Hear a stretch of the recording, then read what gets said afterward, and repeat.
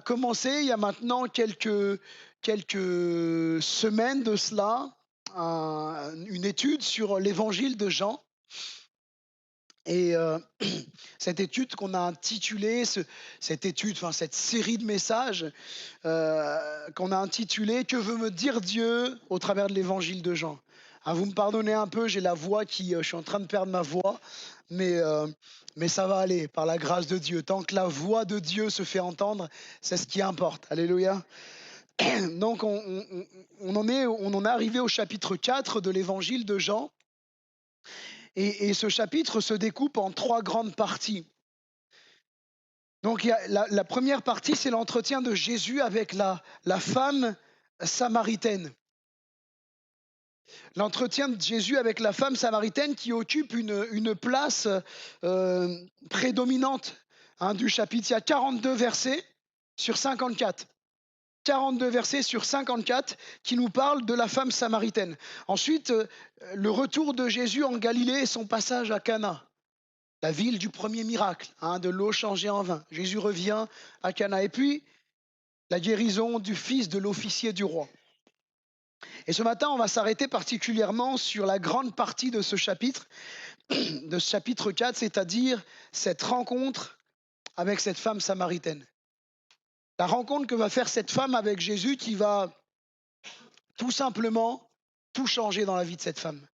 Elle ne sortira pas comme elle est, comme avant de cet échange avec Jésus. Parce qu'un échange avec Jésus, il se passe toujours quelque chose. Un échange avec Dieu, il se passe toujours quelque chose. Soit notre cœur se plie vers le Seigneur, se tourne vers le Seigneur, comme la plupart d'entre vous ici, ou soit il s'endurcit à l'égard de la parole de Dieu. Et multiples sont les exemples dans la parole de Dieu, et l'exemple le plus flagrant, c'est celui de Pharaon. Un échange a lieu entre Moïse, porte-parole de Dieu, homme de Dieu, et Pharaon. Moïse va lui dire « Laisse aller mon peuple ». Et plus Dieu parle à Pharaon, plus Pharaon s'endurcit. Mais en tout cas, on ne reste pas... Enfin, il se passe quelque chose quand Dieu parle. Et là, quand Jésus va rencontrer cette femme samaritaine, il se passe aussi quelque chose. Lisons ensemble dans Jean chapitre 4, à partir du verset 1er.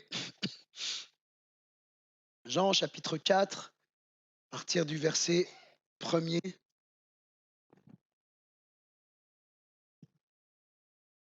Le titre du message d'aujourd'hui, c'est une rencontre qui change tout. Une rencontre qui change tout. Alléluia. Une rencontre avec Jésus, ça change tout. Jean chapitre 4, à partir du verset 1er. Je me suis trompé dans la référence, mais le Seigneur sut que les pharisiens avaient appris qu'il faisait et baptisait plus de disciples que Jean. Toutefois, Jésus ne baptisait pas lui-même, mais c'était ses disciples. Alors il quitta la Judée et retourna en Galilée. Comme il fallait qu'il passât par la Samarie, il arriva dans une ville de Samarie nommée Sichar, près du champ de Jacob, que Jacob avait donné à Joseph son fils. Là se trouvait le puits de Jacob. Jésus, fatigué du voyage, était assis au bord du puits. C'était environ la 6e heure. Une femme de Samarie vint puiser de l'eau. Jésus lui dit « Donne-moi à boire », car ses disciples étaient allés à la ville pour acheter des vivres. La femme samaritaine lui dit « Comment toi, qui es juif, me demandes-tu à boire, à moi qui suis une femme samaritaine ?» Les Juifs, en effet, n'ont pas de relation avec les Samaritains. Jésus lui répondit « Si tu connaissais le don de Dieu, et celui qui te dit « Donne-moi à boire », tu lui aurais toi-même demandé à boire, et il t'aurait donné de l'eau vive. Seigneur, lui dit la femme, tu n'as rien pour puiser et le puits est profond. D'où aurais-tu donc cette eau vive? Es-tu plus grand que notre père Jacob, qui nous a donné ce puits et qui en a bu lui-même ainsi que ses fils et ses troupeaux? Jésus lui répondit, quiconque boit de cette eau aura encore soif. Mais celui qui boira de l'eau que je lui donnerai n'aura jamais soif. Et l'eau que je lui donnerai deviendra en lui une source d'eau qui jaillira jusque dans la vie éternelle.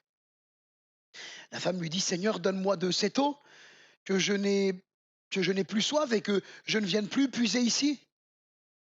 Va, lui dit Jésus, et appelle ton mari et viens ici. La femme répondit, je n'ai pas de mari. Jésus lui dit, tu as raison de dire je n'ai pas de mari, car tu as eu 5 maris et celui que tu as maintenant n'est pas ton mari. En cela tu as dit vrai. Seigneur, lui dit la femme, je vois que tu es prophète, nos pères ont adoré sur cette montagne, et vous, vous dites que le lieu où il faut adorer est à Jérusalem. Femme, lui dit Jésus, crois-moi, l'heure vint où ce ne sera plus ni sur cette montagne, ni à Jérusalem que vous adorerez le Père, vous adorez ce que vous ne connaissez pas. Nous adorons ce que nous connaissons, car le salut vient des Juifs. Mais l'heure vient, et elle est déjà venue, où les vrais adorateurs adoreront le Père en esprit et en vérité, car ce sont là les adorateurs que le Père demande. Alléluia! Dieu est esprit, il faut que ceux qui l'adorent en esprit et en vérité. La femme lui dit, je sais que le Messie doit venir, celui qu'on appelle Christ, et quand il sera venu, il nous annoncera toutes choses. Jésus lui dit, je le suis, moi, qui te parle. Amen. J'arrête là la lecture pour ne pas être trop long dans la lecture, mais le premier point que j'aimerais souligner avec vous ce matin au travers de cette lecture, c'est que Jésus maîtrise les temps et les circonstances. Il y a comme ça des thématiques dans l'Évangile qui ressortent régulièrement. Et là, ce qui ressort sur plusieurs chapitres, c'est que Jésus maîtrise les temps et les circonstances, et il le montre à de nombreuses reprises. Il est écrit au verset 4, comme il fallait qu'il passât par la Samarie. Alors il faut comprendre que pour passer de la Judée à la Galilée, comme vous le voyez, alors c'est un peu, la carte est un peu, excusez-moi, je ne l'ai pas trouvé en grand format. La Galilée se trouve ici et la Judée se trouve ici. Et le chemin le plus court pour éviter de faire un grand détour ou de faire un grand détour de l'un ou de l'autre côté, c'est de passer par la Samarie. Vous voyez? La Samarie. Donc, c'est vrai que pour éviter un grand détour, le chemin le plus court, c'est de passer tout droit, de passer par la Samarie. Et donc normal que Jésus on pourrait se dire, il est normal que Jésus devait passer par la Samarie. Ça semble logique sur un plan humain. Mais combien de Juifs, à la place de Jésus, auraient fait un détour, auraient contourné cette région de la Samarie pour éviter de croiser les Samaritains? Combien de Juifs auraient refusé de prendre le chemin direct pour passer de cet endroit à l'autre endroit de la Judée à la Galilée? Les autres versets nous montrent également qu'il fallait que Jésus passe par la Samarie, également afin de rencontrer cette femme. Cette femme avait besoin de vivre une rencontre avec Jésus. Et chacun d'entre nous avons besoin de vivre une rencontre avec Jésus. Et véritablement, Jésus savait que cette femme avait besoin de lui. Au verset 6, il est écrit, Jésus, fatigué du voyage, était assis au bord du puits. C'était environ la 6e heure, donc il faut comprendre midi, la 12e heure. Au verset 7, une femme de Samarie vint puiser de l'eau. Au verset 8, les disciples étaient allés à la ville acheter des vivres. Jésus a fait en sorte de se retrouver en tête à tête avec cette femme. Qu'il n'y ait personne. Il arrive à midi, l'heure la plus chaude de la journée, l'heure où on ne vient pas puiser de l'eau. Et il fait en sorte que ses disciples aillent chercher à manger. Il veut ce tête à tête avec cette femme, cette rencontre personnelle. Parce qu'une rencontre avec Jésus, c'est personnel. On ne peut pas être sauvé par le biais de nos parents. On ne peut pas être sauvé par le biais d'un ami. On ne peut pas être sauvé parce que je viens à l'église, donc ça y est, je vais aller au paradis. Le salut, c'est individuel, c'est personnel. Et Jésus, lui, vient auprès de cette femme et il maîtrise les circonstances. Il maîtrise les temps. Il sait qu'en venant à ce moment-là, il va croiser cette femme parce qu'il la connaît et il sait à quelle heure elle vient puiser de l'eau pour ne pas être dérangée par d'autres personnes. Jésus maîtrise parfaitement les temps, les circonstances. Et il savait qu'il devait rencontrer cette Samaritaine qui allait puiser de l'eau à midi. Et à plusieurs reprises, pour parler du moment de sa mort, Jésus dira: mon heure n'est pas encore venue. Mon heure n'est pas encore venue. Vous trouvez ça dans Jean 7, 30 ou Jean 8, 20. Et on reviendra au fur et à mesure du temps de notre série de messages sur l'évangile de Jean. Mon heure n'est pas encore venue. Jésus maîtrisait les temps et les circonstances. On n'aurait pas pu le mettre à mort avant l'heure qui avait été établie. Il faut comprendre une chose, c'est que Dieu est souverain. Dieu est souverain. Et il n'y a rien qui arrive dans nos vies sans que Dieu ne le sache, sans que Dieu ne l'ait permis et sans que Dieu ait déjà prévu le moyen que nous en sortions. Je ne sais pas vous, mais quand je médite sur la souveraineté de Dieu, mon cœur est encouragé dans les épreuves. Non pas que les épreuves ne sont pas là, les épreuves sont là et certaines, à plusieurs reprises et certaines épreuves sont même plus dures que d'autres, plus difficiles que d'autres, plus violentes que d'autres. Mais de se dire que Dieu le savait, Dieu connaissait déjà et que Dieu, dans sa souveraineté, parce qu'il connaît tout, parce qu'il sait tout et parce qu'il maîtrise tout, il a déjà prévu le moyen que je sorte de l'épreuve. Parce qu'il maîtrise les temps et les circonstances. Il maîtrise les tempêtes. Il maîtrise les océans.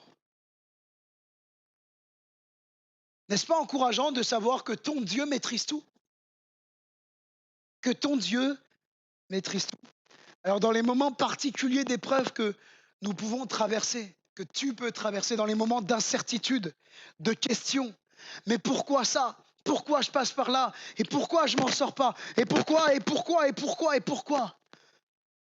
Rappelle-toi que Jésus maîtrise les temps et les circonstances. Rappelle-toi que Jésus est souverain. Et parce que tu vis pour Jésus, parce que tu es né de nouveau, parce que l'Esprit de Dieu vit en toi, il est souverain aussi dans ta vie. Qui peut dire ici: je n'ai jamais fait une seule erreur, moi? Personne ne peut dire ça. Ben, vous voyez, même quand on fait des erreurs, dans sa souveraineté, Dieu nous ramène là où il a prévu de nous emmener. Et comme je le dis souvent, allez dire à Jonas que Dieu n'est pas souverain. Allez dire à Jonas: mais tu sais, Jonas, tu peux faire tout ce que tu veux. Jonas, il vit pour Dieu, Dieu le ramènera là où il a décidé. Même s'il doit passer par le ventre d'un poisson. Et oui, allez dire à Jonas que Dieu n'est pas souverain.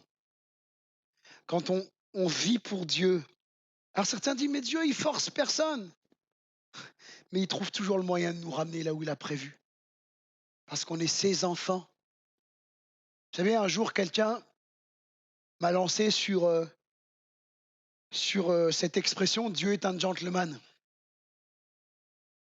Je lui ai dit: c'est vrai que Dieu est un Dieu de grâce et d'amour, qui nous attire à lui par son amour. Et si je prends cette image du gentleman jusqu'au bout, je vois ma petite fille, Anaëlle, là, qui s'apprête à courir alors qu'il y a une voiture là, qui arrive à toute vitesse.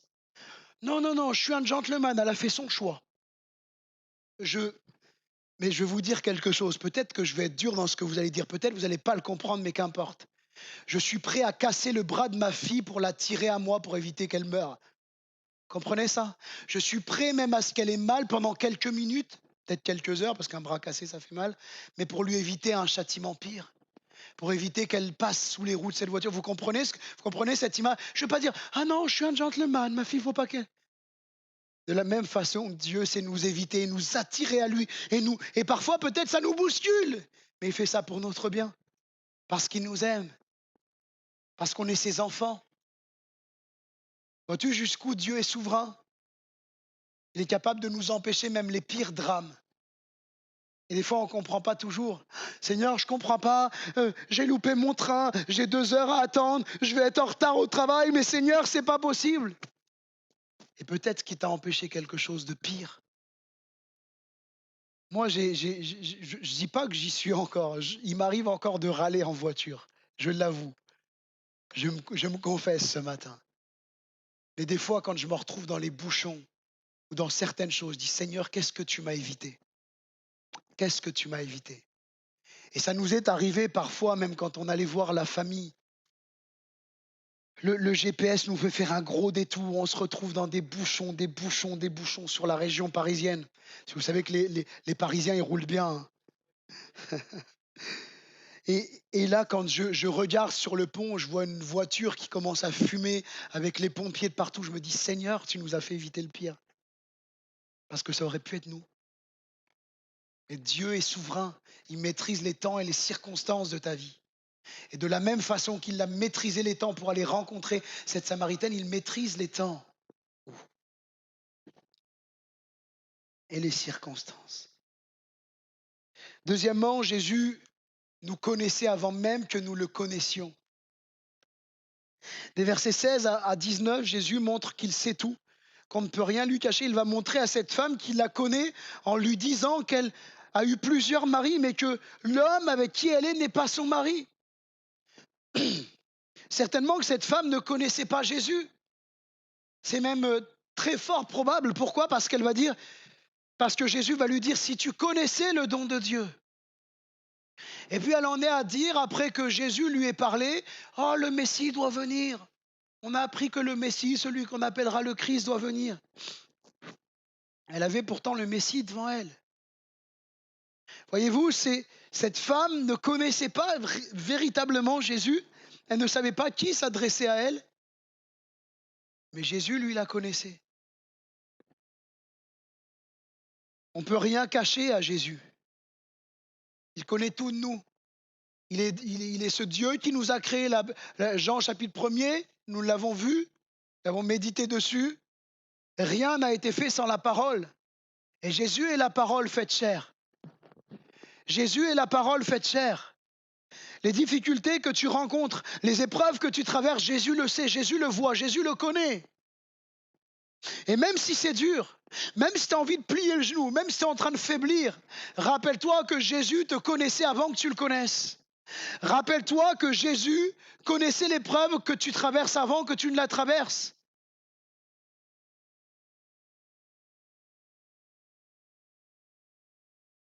Je suis toujours émerveillé, moi, quand je regarde à mon passé, de voir combien de choses dramatiques Dieu m'a fait échapper. Combien de fois Dieu m'a gardé à mon dépens.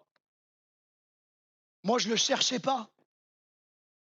Je ne le connaissais pas et je ne voulais pas le connaître. Mais lui, il me cherchait.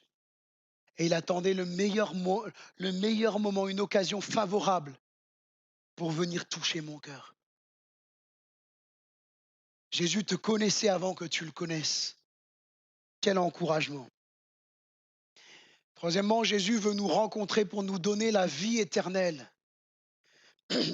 Au verset 10, au verset 13 et 14, il est dit ceci. Jésus lui répondit, quiconque boit de cette eau a encore soif, mais celui qui boira de l'eau que je lui donnerai n'aura jamais soif. Et l'eau que je lui donnerai deviendra en lui une source de vie qui jaillira jusque dans la vie éternelle. Jésus lui répondit, si tu connaissais le don de Dieu, et qui est celui qui te dit, donne-moi à boire, tu lui aurais toi-même demandé à boire, et il t'aurait donné l'eau vive.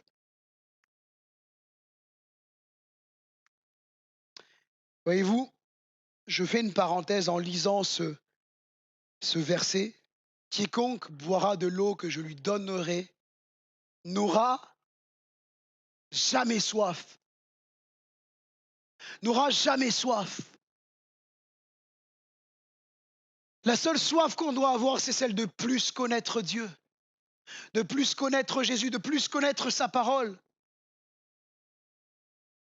On ne doit pas être des chrétiens à l'image de ce monde, qui courent d'ici et de là, d'actualité en actualité. Dernièrement, mon épouse me disait, elle est là donc je fais attention, mon épouse me disait, tiens, j'ai vu sur Internet, il y a encore une star qui se dit être devenue chrétienne, etc. Apparemment, ça serait peut-être le cas, etc. Et puis ça partage, les gens, ils aiment ça. Ils ont besoin d'un étendard. Est-ce que le sang de Jésus ne suffit pas comme étendard? Est-ce qu'on a besoin de représentants? Ah, vous savez, la religion chrétienne, c'est vraiment intéressant. Parce qu'un tel était chrétien, un tel était chrétien, un tel était chrétien. La foi chrétienne, c'est intéressant et c'est essentiel, c'est vital. Et on invite quiconque à se tourner vers Jésus parce que Jésus est le centre. On n'a pas besoin d'un étendard. C'est Jésus notre étendard. Alléluia. Et celui qui boit de l'eau vive, celui dont l'esprit vient le remplir, il n'aspire pas à d'autres choses. Il n'a pas soif d'autre chose. Il a déjà tout en lui. Il a l'esprit de Dieu en lui. Et je vous dis ça parce qu'aujourd'hui, on essaye de donner au peuple de Dieu une autre soif. On essaye de nourrir le peuple avec une autre nourriture. En leur disant, mais tu as besoin de rechercher ta destinée. Tu as besoin de rechercher ton potentiel. Mais ta destinée, c'est Jésus, mon frère. Ta destinée, c'est Jésus, ma sœur. Si tu as Jésus dans ton cœur, tu es dans ta destinée. Tu n'as pas besoin de chercher autre chose. La seule chose qu'on a besoin de chercher, c'est Jésus. Personne d'autre. Uniquement Jésus. Je reviens, Jésus veut nous rencontrer pour nous donner la vie éternelle. L'eau, très souvent dans les Écritures, est le symbole du Saint-Esprit. Il nous faut notamment mettre ces versets en parallèle avec Jean, chapitre 3, verset 5, lorsqu'il est fait mention de la nouvelle naissance. Si un homme ne naît d'eau et d'esprit, il ne peut voir le royaume de Dieu, ne peut entrer dans le royaume de Dieu. Aussi avec Jean, chapitre 7, verset 37 à 39, le dernier jour, le grand jour de la fête, Jésus se tenant debout s'écria, « Si quelqu'un a soif, qu'il vienne à moi et qu'il boive. » Et là, ce message s'adresse à ceux qui n'ont pas Jésus dans leur vie. Si tu as soif, viens à Jésus et bois de cette eau auquel tu n'auras plus soif. Celui qui croit en moi, des fleuves d'eau vive couleront de son sein, comme dit l'Écriture. Et voyez-vous, il dit cela de l'Esprit que devaient recevoir ceux qui croiraient, car l'Esprit n'était pas encore, parce que Jésus n'avait pas encore été glorifié. Il y a plusieurs points à souligner ici. Premièrement, c'est que Jésus est l'auteur de la vie éternelle. Il dit l'eau que je lui donnerai. Lui seul peut nous donner la vie éternelle. Il n'y a pas d'intermédiaire. La Bible dit qu'il n'y a qu'un seul médiateur entre Dieu et les hommes, c'est Jésus. C'est le seul médiateur. C'est à lui seul qu'on doit venir puiser. Vous savez, il y a quelques temps de ça, quelqu'un me dit, est-ce que tu as écouté la prédication de tel pasteur? Est-ce que tu peux me dire ce que tu en penses? Je lui dis, je vais être clair avec toi, je n'ai pas de temps pour écouter des prédications la semaine. Je lis ma Bible, je l'étudie, je lis des ouvrages d'études bibliques et cela me suffit. C'est de cela dont j'ai soif. J'ai pas soif de la dernière prédication à la mode croustillante. J'ai soif de plus de la parole de Dieu. Et les réformateurs, notamment Luther principalement, a mis en avant 5 solas et un sola qui m'est cher aussi, bien que les 5 solas me soient chers. Sola, ça veut dire seul. C'est le sola scriptura, les écritures seules. Voilà ce dont on a besoin pour nourrir notre foi, notre vie spirituelle. Frères et sœurs, ne nous contentons pas du petit verset du jour rapide qu'on aura oublié à la fin de la journée. Mais méditons fidèlement les Écritures. Quand on lit un texte, même s'il est court, même si c'est quelques versets, mais qu'on médite dessus, Seigneur, qu'est-ce que tu veux me dire? Comment tu veux me parler? Soyons des étudiants des Écritures. Alléluia. Jésus est l'auteur de la vie éternelle. Lui seul peut donner la vie éternelle. Et si peut-être ce matin quelqu'un est encore en recherche, j'aimerais te dire, il faut que tu te tournes vers Jésus et Jésus seul. Parce que Jésus seul peut te donner la vie éternelle. Parce qu'il est Dieu. Il est Dieu fait homme. Il est Dieu venu à notre rencontre. Deuxièmement, on ne peut pas avoir la vie éternelle, le paradis, que si l'eau vive est en nous, c'est-à-dire l'esprit de Jésus. L'esprit de Jésus. Et ce à quoi Jésus fait mention, c'est le Saint-Esprit que l'on reçoit à la nouvelle naissance. Jean 3,5, en vérité, je te le dis, si un homme ne naît d'eau et d'esprit, il ne peut entrer dans le royaume de Dieu. Et l'eau aussi est parfois symbolique de la parole de Dieu. Et d'ailleurs, même quand il est parlé de prendre les armes de Dieu, il dit l'épée de l'esprit qui est la parole de Dieu. L'épée de l'esprit qui est la parole de Dieu. On ne peut pas dissocier les deux, bien-aimés. Pourquoi je dis ça? Parce que certains disent, Dieu m'a dit. Oui, mais tu sais, mon frère, ma sœur, la parole, elle dit ça. Et ça, on en entend partout, dans toutes les églises, toujours des gens, ou peu importe où vous allez, pour dire Dieu m'a dit. Oui, mais la Bible, elle dit ça. Oui, non, mais moi, Dieu m'a dit. Qu'est-ce qui est qu'est-ce qui doit dominer dans nos vies? Les Dieu m'a dit ou ce que la parole dit? Parce qu'avec les Dieu m'a dit, on peut valider toutes les pratiques spirituelles du monde. Même les pratiques spirituelles de chaman, de médium, de tout ce que vous voulez, on peut valider ces pratiques spirituelles avec des Dieu m'a dit. Et attendez-vous, je ne suis pas un prophète de malheur, je ne suis même pas un prophète. Mais attendez-vous à ce que dans les temps qui viennent, ce soit de pire en pire. Oh, je ne vais même pas citer d'exemple, je suis sûr que vous avez vu déjà des choses sur Internet. Vous vous êtes dit, mais c'est complètement tordu. J'ai vu dernièrement, on m'a envoyé une vidéo. On ne m'envoyez pas trop, s'il vous plaît. On m'a envoyé une vidéo de quelqu'un qui se prenait pour un pasteur qui se prenait pour un médium. Je vois, mais qu'est-ce que tu fais? Reste tranquille. Sous prétexte de dons spirituels aussi, on valide des fois des pratiques qui sont à la limite de l'occultisme. Et je crois que quand on marche avec Dieu, on doit avoir une vie spirituelle équilibrée. Vous voyez, même je fais une petite parenthèse. Dans les dons spirituels, c'est important, hein, Paul dit aspirer aux dons spirituels. Je crois qu'on doit y aspirer. On doit prier pour ça. Mais recherchons toujours la profondeur. Et je vais même vous donner, si je peux me permettre, un conseil que l'on m'a donné il y a plusieurs années.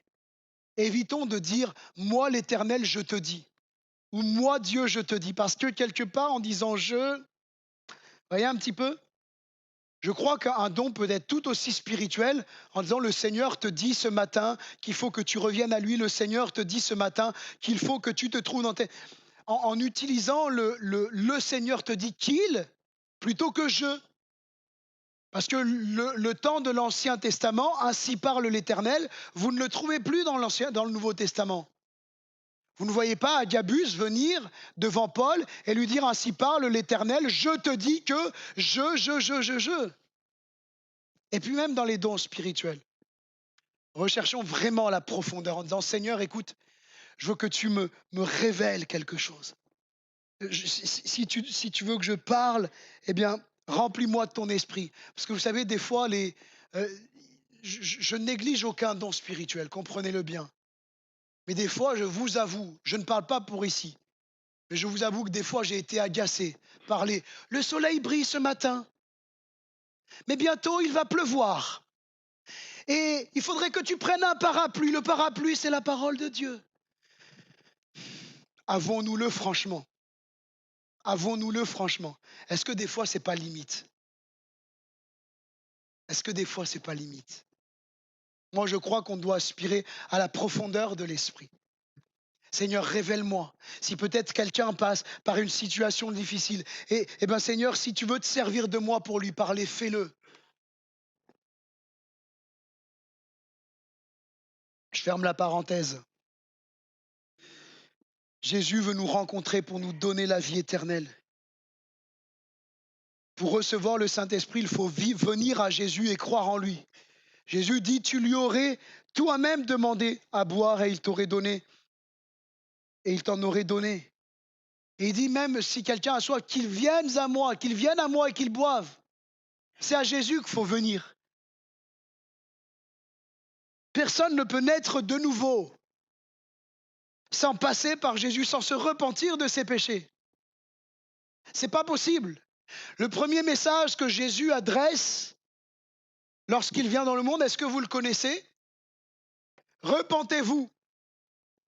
À la Pentecôte, il me semble ici être dans une église de Pentecôte, Non? Oui? Crois au don spirituel, à l'effusion de l'esprit. À la Pentecôte, l'apôtre Pierre, quand les gens vont lui dire mais qu'est-ce qu'on doit faire alors? Repentez-vous et que chacun soit baptisé au nom de Jésus-Christ pour le pardon de vos péchés. Dans l'Apocalypse, aux 7 églises, il y a quelques mois, le pasteur Michel a prêché sur une des églises d'Asie mineure. Sur les 7 églises, il y en a 6 à qui il va dire repentez-vous. Le message de la repentance est indispensable pour être sauvé. Et si peut-être ce matin, quelqu'un n'a pas encore demandé pardon à Jésus pour ses péchés, eh bien si tu ne l'as pas fait, l'Esprit de Dieu n'est pas en toi. Si tu veux vivre avec Dieu, si tu veux vivre avec Dieu dans le ciel, dans le paradis, ça commence sur terre. Et je t'encourage de tout mon cœur, ce matin, l'appel de Dieu qui surgit des Écritures, qui jaillit des Écritures, c'est repens-toi. C'est quoi se repentir? C'est demander pardon pour ses péchés et se tourner vers Dieu en disant maintenant ma vie, je te la donne entièrement. Et quand on fait ça, l'Esprit de Dieu vient en nous. C'est une nouvelle vie qui commence. Notre conscience commence à être éclairée par rapport au péché et notre vie, on vit pour Dieu. J'ai oublié de les prendre, mais je voulais prendre 2 aimants pour vous montrer une chose. Quand on met les aimants l'un à côté de l'autre, qu'est-ce qui se passe? Les aimants s'attirent. Voyez-vous, Dieu est dans le ciel. Si j'ai l'Esprit de Dieu en moi, un jour, je serai avec lui dans le ciel. Et si l'Esprit de Dieu n'est pas en moi, il me semble, je ne me souviens pas, c'est sûr que je vais dire une bêtise, quand on retourne les aimants en sens inverse, ils s'opposent, c'est ça? Ok, vous avez compris l'image en tout cas. Les aimants s'attirent. On ne peut aller au paradis si on n'a pas l'auteur du paradis qui vit en nous. Dieu n'ouvre pas la porte de sa maison à un inconnu. Ensuite, Jésus désire tous nous rencontrer, même les rejetés. On ne doit jamais pratiquer le rejet au sein de nos églises. Parce qu'une personne est différente de nous, quoi. On doit agir comme Jésus a agi. Comment Jésus agit envers nous. Très honnêtement, si on m'avait dit à l'âge de 12, 13 ans, un jour tu seras prédicateur, tu prêcheras devant des gens de toute classe sociale, de toute situation socio-professionnelle, tu leur parleras de l'amour de Jésus, tu leur prêcheras les Écritures. On dit, c'est pas possible, moi. Je ne fais pas une phrase sans dire un gros mot. Qu'est-ce que tu veux que je parle à des gens qui sont plus instruits que moi? Même ma femme, des fois, me dit, purée, tu massacres le français, quoi. La pauvre, je me suis marié avec une instite en plus. Si ça, on m'avait dit que c'était possible un jour, moi, les instites, ils me mettaient au fond de la classe. Même des fois dans une autre classe, ils ne voulaient pas de moi. Il y a une instite qui a voulu de moi. Qu'est-ce que vous voulez? Que Dieu la bénisse. Jésus désire rencontrer même ceux qui sont rejetés. Les disciples furent étonnés de ce que Jésus parlait avec une femme. Il y a 2 choses à considérer ici. Regarde si je les ai mis sur... Non, ok. Il y a 2 choses à considérer ici. La première, c'est le statut des femmes dans la société juive de l'époque. Et je fais une parenthèse, excusez-moi, je ne peux pas m'en empêcher. Il y a une chose dont j'ai horreur, c'est d'entendre des Jésus ne pouvait pas. À l'époque, Jésus ne pouvait pas. Allez, je lance la parenthèse, c'est pas grave. Si vous m'en voulez après, c'est pas grave. Je pense prêcher la parole et je le fais de tout mon cœur. Quand on leur dit qu'une femme ne peut pas prêcher à des auditoires mixtes, diriger une église et prendre autorité sur l'homme, nous disent non, mais tu comprends, c'était Jésus à l'époque, il ne pouvait pas. Ah, ça me fait mal aux oreilles. Y a-t-il quelque chose d'impossible à Jésus? Même là, il est en train de rompre une norme sociale. On ne parle pas avec une femme. Jésus, il s'en fiche de nos codes. Il s'en fiche de notre culture. Jésus, il est prêt à tout pour venir rencontrer quelqu'un dans sa misère, dans son péché. Hein, je fais une parenthèse, je ne vais pas vous prêcher sur le ministère féminin, est-ce qu'une femme peut prêcher ou pas. Ça vous intéresse un jour, faites-moi un SMS, j'y penserai, mais je veux choquer personne, mais c'est quand même la parole de Dieu. Je fais juste cette parenthèse. Attention avec nos arguments, des fois, Jésus ne pouvait pas. À Jésus, tout est possible, alléluia. La femme n'avait pas à discuter de foi, c'est une réalité. Elle n'avait pas à discuter de religion. Elle n'avait pas à discuter avec un enseignant. Ce sont les hommes qui discutaient des affaires religieuses, spirituelles, et ensuite ils enseignaient leur famille.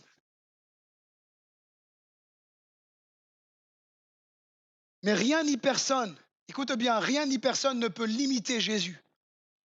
Rien ni personne, aucun code culturel, aucune personne ne peut empêcher Jésus d'agir dans ta vie. Si tu viens, Jésus, il agit. Si tu viens à sa rencontre, il agit. Et peut-être qu'aujourd'hui, des gens t'ont rabaissé, t'ont limité en disant ceci et cela sur toi. Entends bien ceci, rien ne peut empêcher Jésus d'agir dans ta vie, mon frère. Ma sœur, rien ni personne ne peut empêcher Jésus d'agir dans ta vie. Pas même les codes culturels. Cette femme avait besoin d'entendre le message de l'Évangile. Alors Jésus s'approche d'elle et il lui parle. Quelle grâce incomparable. Et puis ensuite, le statut des Samaritains. Pour vous donner un exemple du statut des Samaritains, je vais vous parler du statut des Bretons envers les Normands. Il y a quelques Normands là dans la salle qui savent de quoi je parle ou des gens qui sont passés pendant des années en Normandie. Ah, il y en a au moins un ou deux. Vous savez, quand il y a les Normands, ils aiment bien les Bretons. Hein. Ne me dites jamais, s'il vous plaît. Ah, Johnny, pasteur, t'es breton, toi. S'il vous plaît, ne me dites pas ça. On va pas être amis après. Non, il n'y a plus ni breton, ni normand. Alléluia. Les Juifs avaient un mépris envers les Samaritains. Ils les rejetaient, ils les évitaient. Bon, on n'en est pas là entre les Bretons et les Normands, ça va, heureusement. Ils évitaient le contact à tel point que la femme dit les Juifs, en effet, n'ont pas de relation avec les Samaritains. Paraît-il que, je crois l'avoir déjà dit, que les rabbins disaient, des écrits rabbiniques disaient que l'eau des puits de Samarie est plus impure que le sang des porcs. Ça vous laisse imaginer combien les Juifs aimaient les Samaritains. Mais cette image, elle est quand même intéressante. Je ne sais pas trop si c'est vrai. J'ai retrouvé quelques traces dans des commentaires, etc. Mais je ne sais pas trop si c'est vrai. Mais si c'est vrai, c'est quand même intéressant. Jésus demande de l'eau à cette femme. Où ça? À quel puits? Puits de Samarie. Celle dont certains ont dit que cette eau était plus impure que le sang des porcs. Vois-tu une chose? C'est que quand Jésus touche un impur, il devient pur. Quand Dieu touche de l'eau impure, quand Jésus touche de l'eau impure, elle devient pure. Et ce matin, peut-être que tu te sens impur. Peut-être qu'un frère ou une sœur, tu as commis un péché dont tu rougis, tu as honte et tu te caches de ce péché. Parce que tu as honte.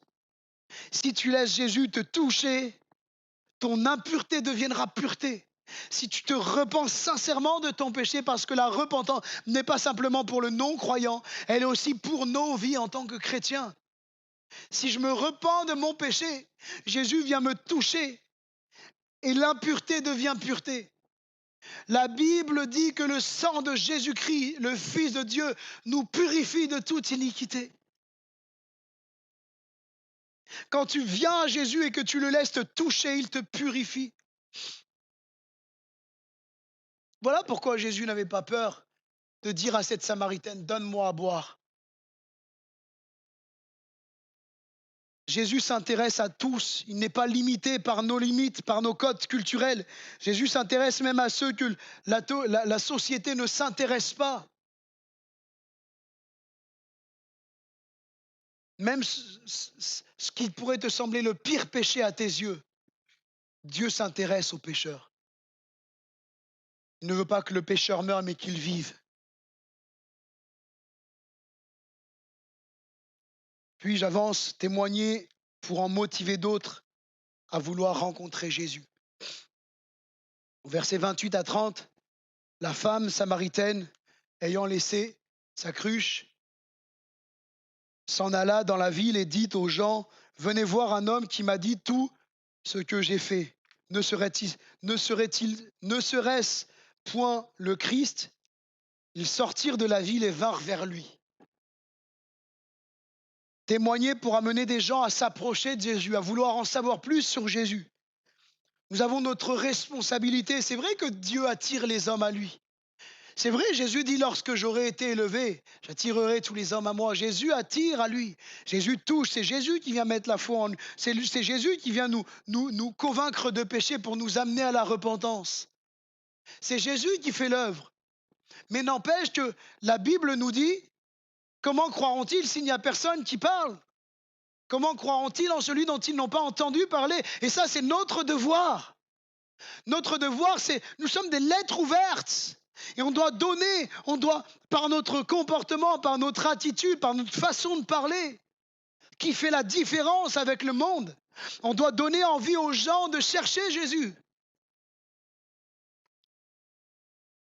C'est bien de prier quand un collègue nous demande de prier parce qu'il est malade. Et oui, tu peux prier ton Dieu ou quelqu'un de notre famille. Mais prions pour le salut de leur âme. Et commençons à lui dire, écoute, je vais prier pour toi, mais ça serait bien un jour que tu viennes entendre l'évangile à l'église. Moi, Dieu m'a parlé un jour en entendant l'évangile et je crois que Dieu veut te parler aussi. Et de témoigner aux gens en leur disant, mais tu sais, si Jésus te guérit, est-ce que tu vas être reconnaissant? Ou est-ce que tu vas dire, non, c'est le hasard, non, c'est parce que les médecins, ils ont fait quelque chose. Est-ce que si Jésus te guérit, tu vas venir à lui? Eh bien, commence d'abord par venir à Jésus et laisse-le agir dans ta vie. À quoi servirait-il à un homme de gagner le monde entier, de gagner la guérison s'il perdait son âme? Nous croyons à la guérison, nous croyons que Jésus est le même hier, aujourd'hui, éternellement. De la même façon qu'il guérissait les malades hier, il le fait encore aujourd'hui, alléluia. Mais ce que nous voulons proclamer par-dessus la guérison physique, c'est la guérison de l'âme. Et c'est ce que le monde a besoin d'entendre. Et c'est ce que vous avez besoin de dire autour de vous. Actes chapitre 1er, verset 8. Vous serez mes témoins. Vous serez mes témoins. Ce n'est pas destiné à un pasteur, à un évangéliste ou autre, mais à chaque croyant né de nouveau. Vous êtes, mes frères et sœurs, des ambassadeurs de Christ. Des ambassadeurs, on les voit jusque dans la voiture dans laquelle ils roulent. Hein, ils ont des plaques particulières. Alors, je ne dis pas que vous allez rouler en Ferrari ou en Rolls-Royce. Hein? Ce que je vous dis, c'est que dans notre attitude, dans toute notre attitude, un ambassadeur, ça se voit. Ça se voit dans sa façon de parler, sa façon de se comporter. Un ambassadeur, il a un langage distingué. Un ambassadeur, il ne dit pas des gros mots à chaque phrase. Ah oui, mais tu sais, bon, c'est dans le dictionnaire. Si je devais vous dire tous les mots qu'il y a dans le dictionnaire, c'est pas Jojo. Un ambassadeur, c'est quelqu'un qui, quand il entre quelque part, ça se voit quand même. De la même façon, nous devons resplendir Jésus autour de nous. La femme, elle va aller, elle va témoigner, non pas prêcher. Elle va parler, mais venez voir, j'ai vu quelqu'un. Parce qu'il faut remettre dans le contexte. Hein. Pas en train de dire, frères et sœurs, nous allons ouvrir la parole ce matin. Elle est là, elle a vu Jésus, venez voir, il y a le Messie. Ça ne serait pas le Messie que j'ai vu, il m'a dévoilé ma vie, venez voir vite. Il faut remettre dans le contexte. Hein. Et cette femme, elle va témoigner. Et d'autres vont venir à Jésus. Alléluia, est-ce que c'est ce qu'on veut? Est-ce qu'on veut voir des gens venir dans cette église pour rencontrer Jésus? Alléluia. Des gens de... Est-ce qu'on est prêt même à voir des gens qui sont dans des états pitoyables, qui sont au bout du rouleau? Est-ce qu'on est prêt à les accueillir en leur disant soyez les bienvenus, on vous aime? Témoigner pour amener les gens, eux aussi, à croire en Jésus. Au verset 39 à 42, plusieurs Samaritains de cette ville crurent en Jésus à cause de cette déclaration formelle de la femme. Il m'a dit tout ce que j'ai fait. Voilà pourquoi ils croient en Jésus. Et quand les Samaritains vinrent le trouver, ils le prièrent de rester auprès d'eux. Gloire à Dieu. Et il resta là 2 jours. Au verset 41, un beaucoup plus grand nombre crurent à cause de sa parole, la parole de Jésus. Et il disait à la femme, ce n'est plus à cause de ce que tu as dit que nous croyons, car nous avons entendu nous-mêmes et nous savons qu'il est vraiment le sauveur du monde. J'aurais aimé entendre un gros amen. Alléluia. Romains 10, 14 à 15, comment invoqueront-ils celui en qui ils n'ont pas cru? Comment croiront-ils en celui dont ils n'ont pas entendu parler? Il est indispensable que nous témoignions, frères et sœurs, afin que tous puissent entendre parler de Jésus, de son œuvre sur la croix, de sa résurrection, que tous puissent entendre la nécessité de se repentir. Dieu aurait pu utiliser des anges. Alors arrête de dire Dieu utilise quelqu'un d'autre. Écoute bien ceci, Dieu aurait pu utiliser des anges pour annoncer l'évangile aux hommes. Mais il t'a choisi toi pour témoigner de ta foi. Alors arrête de dire à Dieu, choisis quelqu'un d'autre. Je pense que c'est clair. Dieu t'a choisi pour témoigner autour de toi. Quand on s'approche sincèrement de Jésus, la foi naît. Nous voyons au verset 46 à 53 la rencontre que va faire l'officier du roi avec Jésus. Et là encore, cette rencontre va tout changer. L'homme veut voir pour croire. Jésus lui dit, crois et tu verras. Jésus lui dit, si vous ne voyez des miracles et des prodiges, vous ne croyez pas. L'officier du roi lui dit, Seigneur, descends avant que mon enfant meure. Jésus veut amener cet homme qui vient à sa rencontre à croire simplement en lui, à lui faire confiance. Les gens qui disent, mais moi je crois que ce que je vois. Dites aux gens qui disent, je crois que ce que je vois, s'il te plaît, crois d'abord et tu vas voir la gloire de Dieu. Dieu se révèle à ceux qui le cherchent. Mais les incrédules, la réalité, c'est qu'ils tombent toujours plus dans leur incrédulité. Jésus veut amener cet homme à le rencontrer. Il ne va pas répondre à la demande de venir chez lui, mais il va dire une parole à laquelle cet officier va croire, à laquelle cet officier va devoir s'attacher, à laquelle cet officier va devoir mettre sa foi. Et ta foi doit être dans la parole de Jésus. Et uniquement dans la parole de Jésus, pas dans les actes que Jésus peut faire, parce qu'à lui tout est possible, mais dans la parole de Jésus. Et tu sais à quoi ça va t'amener? Vous savez à quoi ça va nous amener? Ça va nous amener à persévérer, même si Dieu ne nous répond pas directement. Parce que nous nous attachons à la parole de Jésus. Et quand on s'attache à la parole, on s'y attache coûte que coûte. Gloire à Dieu. Ayons la foi dans la parole de Jésus. Cet homme crut au verset 50 à la parole que Jésus lui avait dite et il s'en alla. Ayons foi dans la parole de Jésus. Ayons foi que Jésus peut tout changer. Sur une parole, ta situation peut changer. Et des fois, nous, on redoute certaines choses, on anticipe des choses, on est humain. Des fois, il y a le doute qui est là, etc. Mais laisse ta foi grandir, laisse ta foi surpasser ton doute. En disant, je ne sais pas ce que Dieu va faire, mais je sais une chose, ce qu'il a en réserve pour moi, c'est le meilleur. Même si Jésus ne descend pas dans la maison de cet officier, ce qu'il avait pour cet officier et sa maison était le meilleur. Et quand on s'approche de Jésus, la foi naît. Et la foi va naître dans le cœur de cet homme au contact de Jésus. Plus on va s'approcher de Jésus dans nos temps difficiles, dans nos épreuves, ou même toi qui ne connais pas encore Jésus, plus tu vas chercher Jésus, plus la foi va grandir en toi.